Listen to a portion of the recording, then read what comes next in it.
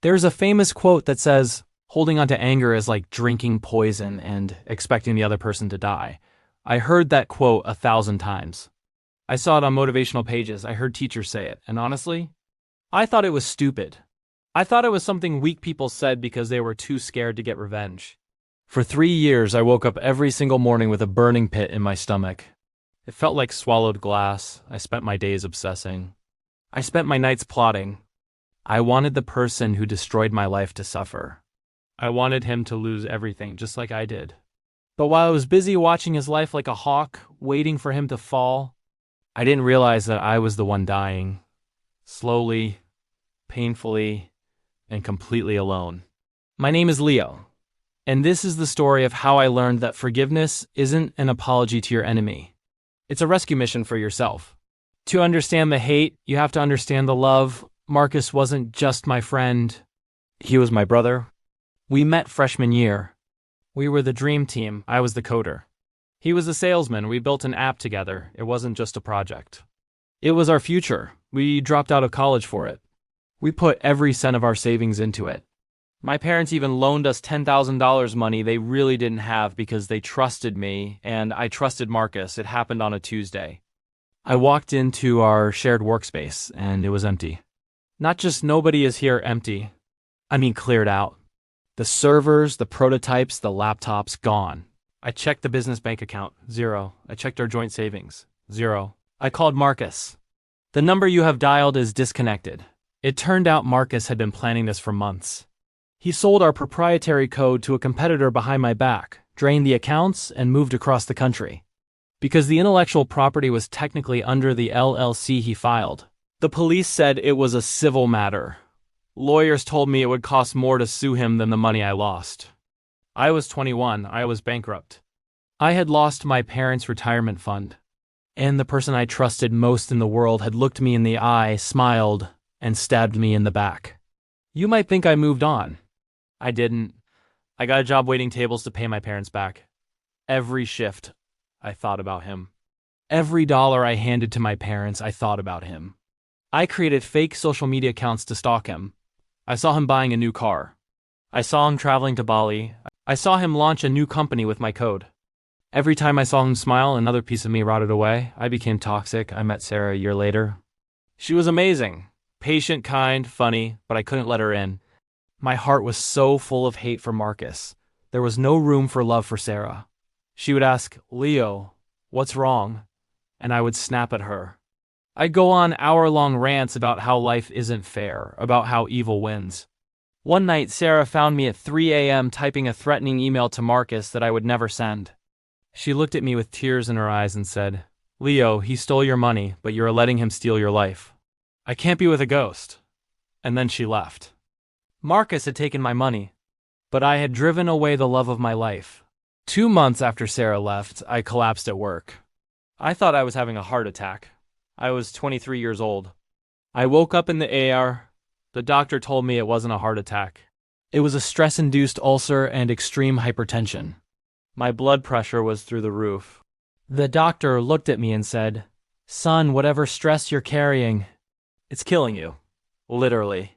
Your body is in a constant state of fight or flight. You need to rest. That night in the hospital was the lowest moment of my life. I lay there, hooked up to machines in pain alone. And then I checked my phone. I saw a post from Marcus. He was at a steakhouse, laughing, and it hit me. The realization hit me harder than the betrayal ever did. Marcus didn't care. He wasn't suffering. He wasn't thinking about me. He was eating steak. Meanwhile, I was in a hospital bed, losing my hair, losing my girlfriend, destroying my health. My anger wasn't punishing him. My anger was punishing me. I started therapy the next week.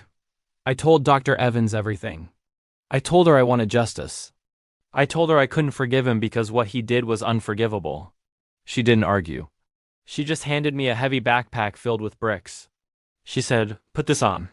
I put it on. It was heavy. She made me wear it for the whole session.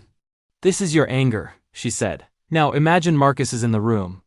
Throw the backpack at him." I tried to swing it, but it was strapped to me. I just lost my balance and fell over. She looked down at me and said, "You think carrying this weight proves you're right? but all it does is make it impossible for you to walk.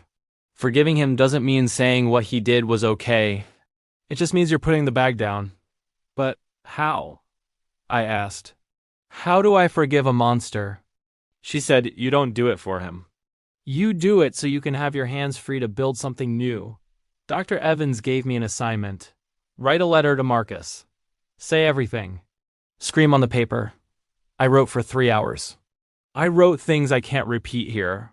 I poured 3 years of poison onto those pages. The next day, I walked to the mailbox. I stood there for 20 minutes. I thought about sending it. I thought about finding him. But then I remembered the hospital bed. I remembered Sarah leaving. I realized that if I sent this letter, I was just continuing the conversation. I was inviting him back into my life. I didn't want a response. I wanted silence. I took a lighter out of my pocket. I walked over to a trash can in the park. I watched the flame catch the paper. As the paper turned to ash, I said it out loud. To the empty park, to the trees, to myself. I forgive you, Marcus. Not because you deserve it, but because I deserve peace. It wasn't magic. The sky didn't open up. But for the first time in 3 years, my stomach didn't hurt. The noise in my head stopped. I stopped stalking him. I blocked his profiles, not out of anger, but out of indifference. He became a stranger to me again. I took the energy I used to spend hating him and I put it into myself. I started coding again.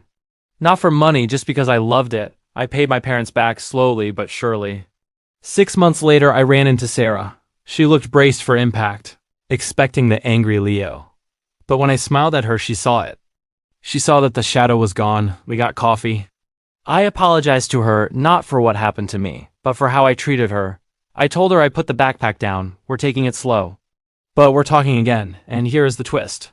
The part of the story I didn't see coming. Last week, a news article popped up on my feed. Tech entrepreneur arrested for wire fraud. It was Marcus. Apparently, he did the same thing to his new partners that he did to me. He's facing 10 years in prison. 3 years ago, I would have popped champagne. I would have danced on his grave. I would have felt a rush of vindictive joy. But when I read it, I felt nothing, just a vague sense of pity. Pity that he has to live with himself. That was the moment I knew I was truly free. His destruction didn't bring me joy because his existence no longer controlled my mood. He was just a footnote in my story, not the main character. If you're listening to this and you are holding on to a grudge, if you're checking their social media or replaying the argument in the shower or wishing bad things on them, stop. You aren't hurting them. They are likely out there eating steak, living their life completely oblivious to your pain. You are only hurting yourself. Forgiveness isn't about letting them off the hook.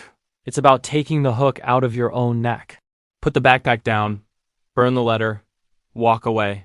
Your future is waiting for you, but it can't begin until you let go of the past. Don't drink the poison.